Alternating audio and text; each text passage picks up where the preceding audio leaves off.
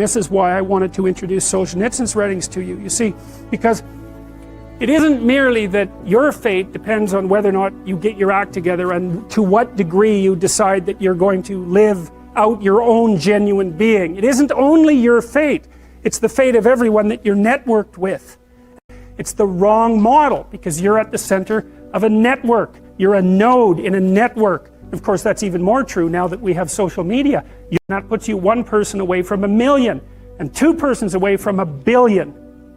And so that's how you're connected. And the things you do, they're like dropping a stone in a pond. The ripples move outward and they affect things in ways that you can't fully comprehend. And it means that the things that you do and that you don't do are far more important than you think. And so if you act that way, of course, the terror of realizing that is that it actually starts to matter what you do. And you might say, well, that's better than living a meaningless existence. It's better for it to matter. But I mean, if you really asked yourself, would you be so sure if you had the choice? I can live with no responsibility whatsoever. The price I pay is that nothing matters.